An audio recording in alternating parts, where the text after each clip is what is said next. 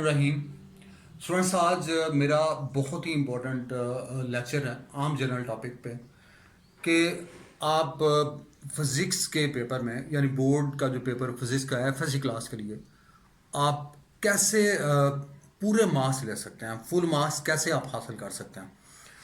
How to score full marks in FSc physics board paper, आप कैसे पूरे number ले सकते हैं। तो स्टूडेंट्स, बताने का मकसद ये, मैं क्यों बता रहा हूँ स्टूडेंट्स, मेरा ईयर्स एक्सपीरियंस है पेपर मार्किंग का, और मैंने लास्ट टाइम बोर्ड के पेपर्स चेक किए तो मैंने अराउंड अबाउट 25 to 30 स्टूडेंट्स को मैंने पूरे नंबर जो हैं वो दिए हैं।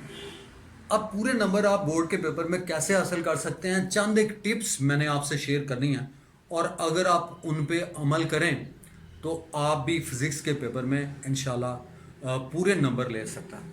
अब आ जाते हैं जी, वन बाय वन मैं इसको डिस्कस करूंगा व्हाइट बोर्ड पे। फिजिक्स का पेपर जो है, इसके टू पोर्शन होते हैं, एक होता है ऑब्जेक्टिव और एक होता है सब्जेक्टिव। ऑब्जेक्टिव पोर्शन की अगर आप बात करें तो इसमें स्टूडेंट्स एक ही क्वेश्चन होता है, यानी there is only one question and it is related with the MCQs. ये एमसीक्यूज को रिलेट करता है, और इसमें इंपॉर्टेंट चीज ये है कि इसमें कोई चॉइस नहीं होती, यानी इसमें एमसीक्यूज की तादाद 17 है और 17 मार्क्स का ये क्वेश्चन नंबर 1 है। अब आपने एमसीक्यू या ऑब्जेक्टिव पोर्शन जो है ये कैसे तैयार करना है, और इसका सिंपल तरीका ये है कि पूरे पंजाब के जो बोर्ड्स हैं ना स्टूडेंट्स, इनकी तादाद 8 है, और अगर आप इसमें से फेडरल बोर्ड को निकाल दें तो 7 रह जाते हैं। तो 7 बोर्ड्स के 5 ईयर्स के पेपर आपने ले लेने हैं, और इनमें से जितने भी एमसीक्यूज आए हुए हैं उनको आपने अच्छी तरह से रीड करना है और उसको याद करना है। और फिर थर्डली आपको ये भी बताना है, 7 ईयर्स के यानी 5 ईयर्स के 7 बोर्ड्स के पेपर जो हैं उनको आपने लेना है, और उनके एमसीक्यू जो आए हुए हैं उनको आपने अच्छे तरीके से पढ़ना है।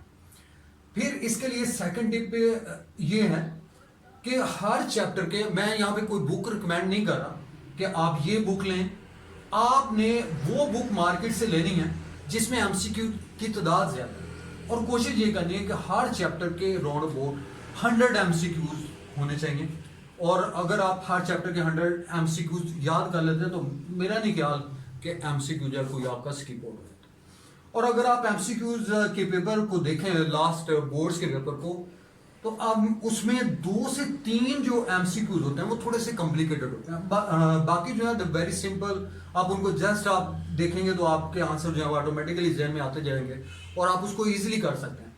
लेकिन 2 से 3 जो एमसीक्यूज हैं वो थोड़े से कॉम्प्लिकेटेड होते हैं, और उनका हल ये है कि आप, अगर आपने बुक रीडिंग की हो, थोड़े कंसेप्ट्स आपके क्लियर हों, और बुक रीडिंग करें, और थोड़े कंसेप्चुअल क्वेश्चन होते हैं उनको आपने अच्छे तरीके से बुक रीडिंग करके भी वो 2 से 3 जो एमसीक्यूज हैं उसको भी आप अटैम्प्ट कर सकते हैं। तो इस तरह आप एमसीक्यूज के पेपर में पूरे नंबर, आई मीन 17 मार्क्स जो हैं वो ले सकते हैं, अगर आप इन टिप्स पे अमल करें जो मैंने अभी आपसे शेयर की।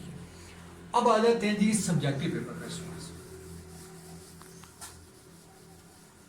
अब सब्जेक्टिव पेपर में क्या करना है,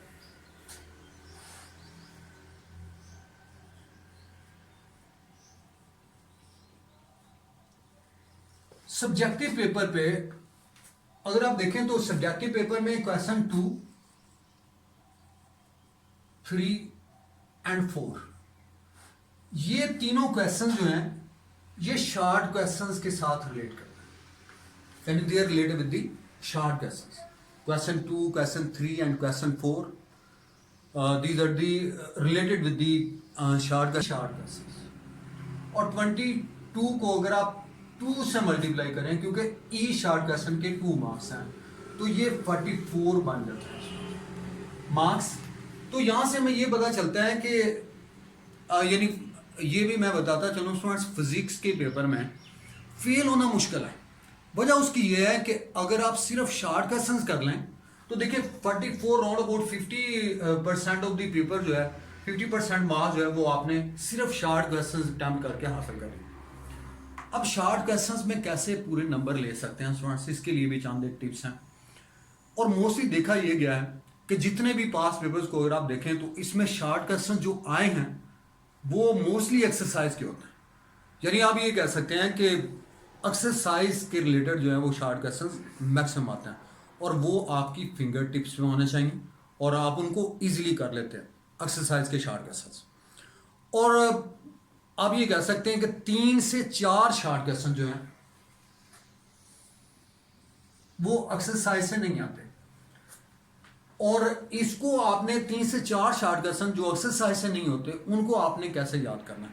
तो इसका तरीका भी वेरी सिंपल ये है कि आपने बुक रीडिंग करनी है। अब बुक रीडिंग में साइड पे टिडबिट्स होते हैं और इंफॉर्मेशन होती हैं, डेसिंग इंफॉर्मेशन होती हैं, उनको अगर आप बुक रीडिंग करें तो आप इनके आंसर्स भी वो आप ट्रेस आउट कर सकते हैं, और इसमें ये शार्ट क्वेश्चंस भी आप मुकम्मल तौर पे कर सकते हैं।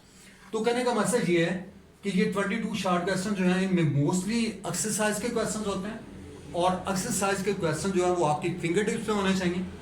मैंने बताया कि 3 से 4 क्वेश्चन जो है वो एक्सरसाइज से नहीं होते, तो उनको आपने जो बुक रीडिंग करेंगे तो बुक्स पे साइड टिडबिट्स होती है, इंफॉर्मेशन होती हैं, उनके रिलेटेड होती हैं। तो अगर आप बुक रीडिंग करते हो तो आप ये शार्ट क्वेश्चंस के करेक्ट आंसर्स भी आप लिख सकते हैं। तो इस तरह शार्ट क्वेश्चंस के पोर्शन में भी आप पूरे नंबर ले सकते हैं। लेकिन इसमें इंपॉर्टेंटली जो सी चीज़ मैं आपसे शेयर करना चाहता हूँ स्टूडेंट्स, वो ये कि आपने हमेशा ये बात ज़हन में रखनी है कि आपने एक एक शार्ट क्वेश्चन जो है वो एक्स्ट्रा करना है। यानी क्वेश्चन 2 में भी एक एक्स्ट्रा शार्ट क्वेश्चन करें, 3 में भी और 4 में भी एक का मार्जिन जो है वो लाजमी होना चाहिए।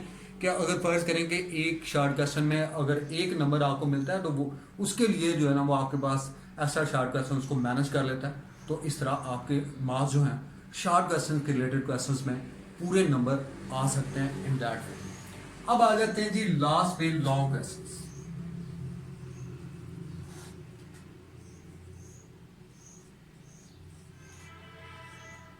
लॉन्ग क्वेश्चंस में अगर आप आते हैं स्टूडेंट्स, तो लॉन्ग क्वेश्चंस में सबसे जो इम्पोर्टेंट चीज़ है कि इस वाले पोर्शन में लॉन्ग क्वेश्चंस के पोर्शन में I mean the 5 long questions 5, 6, 7, 8 and 9।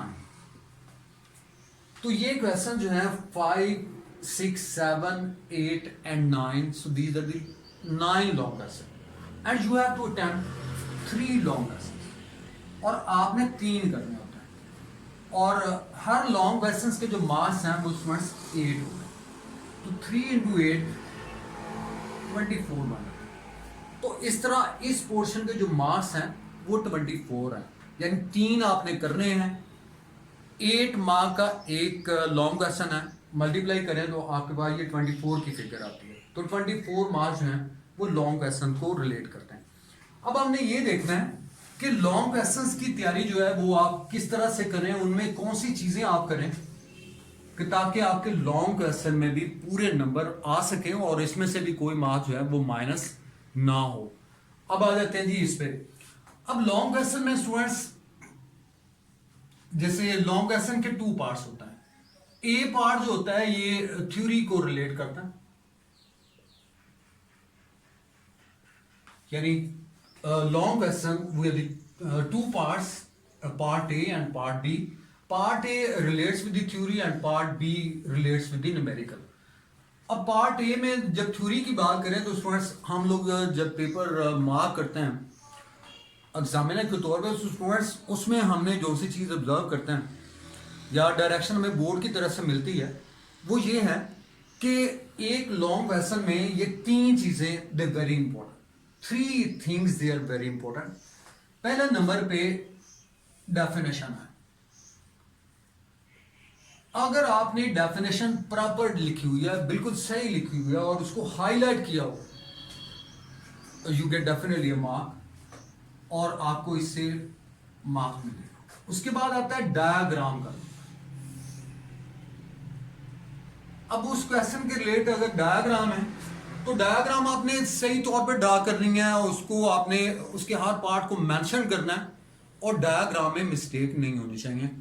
तो यहाँ से इस पोर्शन में भी इस पर्टिकुलर पार्ट में भी आपके मार्क्स पूरे आ सकते हैं अगर आपने डायग्राम सही तौर पर डाला। और तीसरे नंबर पे स्टूडेंट डेरिवेशन आते हैं।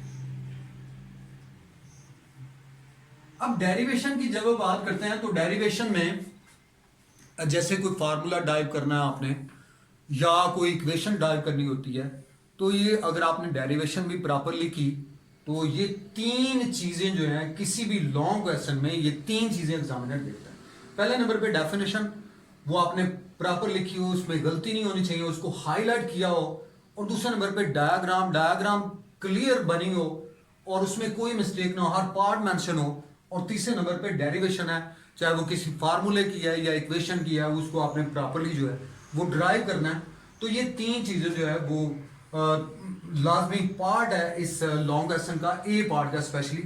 और अगर स्टूडेंट्स इसके अलावा कोई थ्योरी है, थोड़ी बहुत थ्योरी अगर आप मिसिंग भी करते हो तो स्टूडेंट्स उसको एग्जामिनर मोस्टली इग्नोर करता है। तो ये तीन चीज़ें जो हैं वो आपने ए पार्ट के रिलेटेड जो है वो आपने लाजमी ज़हन में रखनी है। अब आ जाते हैं जी लास्ट पे बी पार्ट की तरफ। और बी पार्ट जो है स्टूडेंट्स ये न्यूमेरिकल को रिलेट करता है, प्रॉब्लम्स जिसे आप कहते हैं न्यूमेरिकल प्रॉब्लम्स। अब न्यूमेरिकल्स को ये रिलेट करता है बी पार्ट, और इसके 3 मार्क्स होते हैं, यानी इसके 3 मार्क्स होते हैं। 5 मार्क्स जो हैं वो ए पार्ट के हैं और 3 मार्क्स जो है एक न्यूमेरिकल। अब आपको ये पता होना चाहिए कि न्यूमेरिकल में इसकी तैयारी में आपने याद रखना है, एक तो एक्सरसाइज के न्यूमेरिकल और प्लस एग्जाम्पल्स।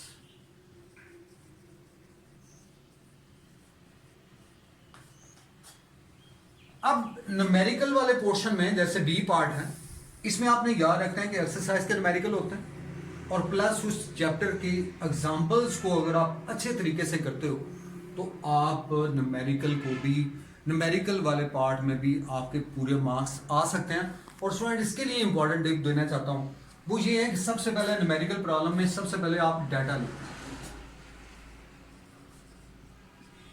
अब डाटा उसको कहते हैं कि जो सी चीजें आपको स्टेटमेंट में नजर आ रही हैं वो आपने लिखनी है, यानी जो सी चीजें गिवन है स्टेटमेंट में वो आपने लिखनी है।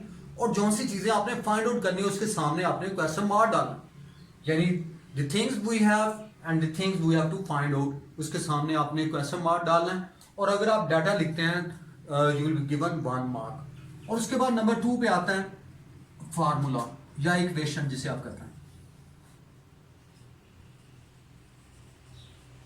फार्मूला और इक्वेशन आप यहाँ पे लिखते हैं।